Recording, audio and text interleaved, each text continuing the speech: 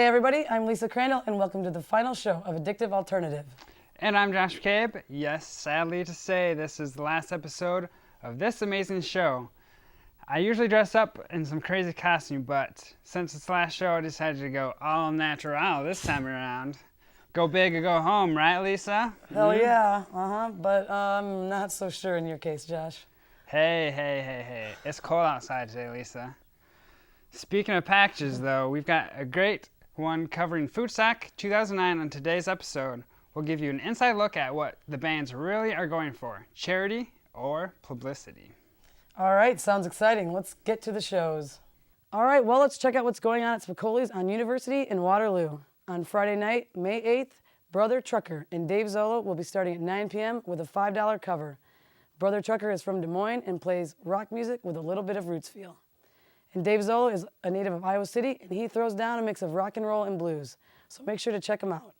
On Saturday night the 9th, it's a graduation party with Enchando, Daylight Savings Account, and the Freshmen, starting at 9.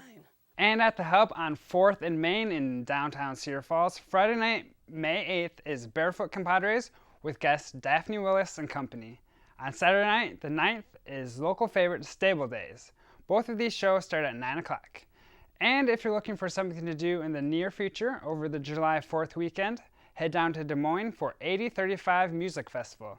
It will be held July 3rd and 4th and includes bands such as Ben Harper and the Relentless Seven, G-Love, Public Enemy, Modest Yahoo, Broken Social Scene, and much more. If you want to check out more about 8035, go to http://80-35.com. And here's Charlie with a look at Foodstock 2009.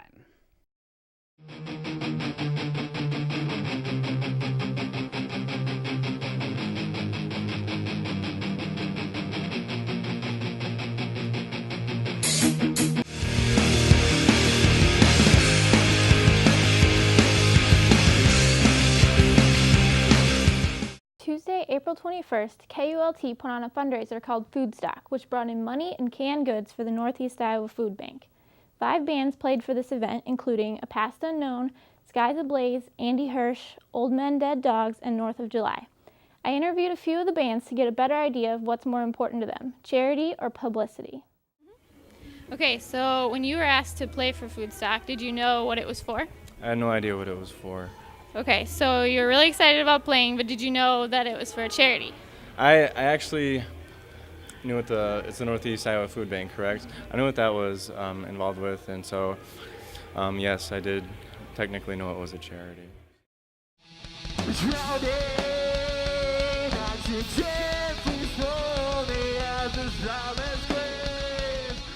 Is your motivation more towards playing for charity to raise money or just to get your name out there as a band and just play a show? Well, I'd say a little bit of both. You know, it's always nice to play for charity. We can do whatever we want to for the community and whatever's involved with the community. But at the same time, yeah, we would like to get our name out there a little bit more, and hopefully there'll be quite a few more people that show up for our show. So.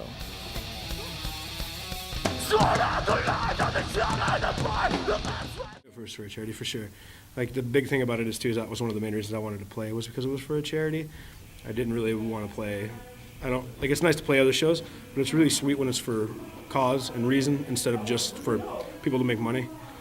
You just stay where you are, 'cause times are tough and I should know we all have to learn to let go. The charity's awesome, that's what's great about it, but publicity is always what you kind of need. I'm a musician, you gotta get out there somehow, and a lot of UNI kids, like I've said a couple times in your guys' show, don't really know a lot of the local bands around here, so this is kind of really nice because it was really promoted really well, and there's actually a lot more kids than I thought there would be here, because last time there was something like this here, it kind of bombed pretty hard, so this is really exciting that there was actually some kids this time instead of just 2 or 3 kids.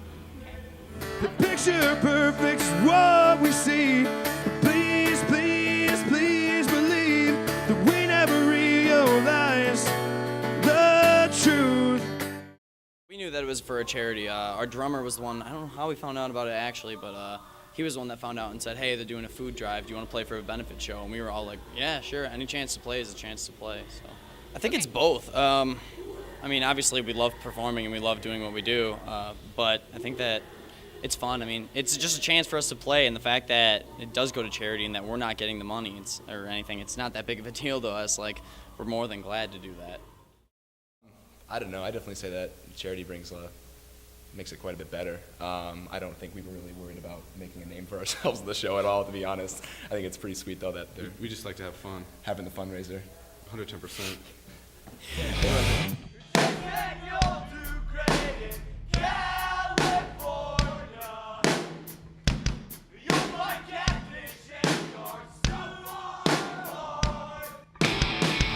But yeah, just knowing that it's for a good cause makes it a lot better. We're not really too worried about our name or anything like that, obviously.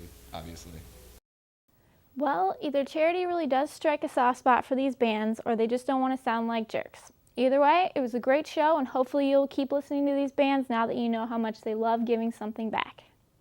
All right, thanks, Charlie, for that amazing package. Yes, Charlie, that was pretty amazing. And I do know something about a good package, if you know what I mean. That is sick. Oh, man, I can't believe I'm standing next to you right now. Thank God this is our last show. No, but seriously, this show has been one hell of a time.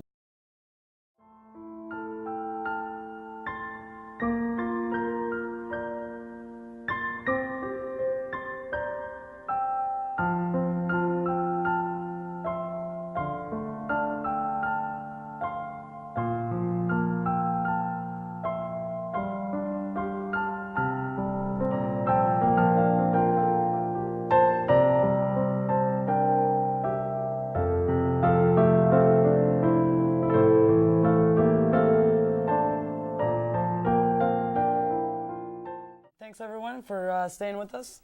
That's right. Thanks, guys. Remember, if you didn't hear from us, well, you won't be hearing it from us ever again. So, go listen to whatever you like, I suppose. I guess so. Good luck. See you at the show.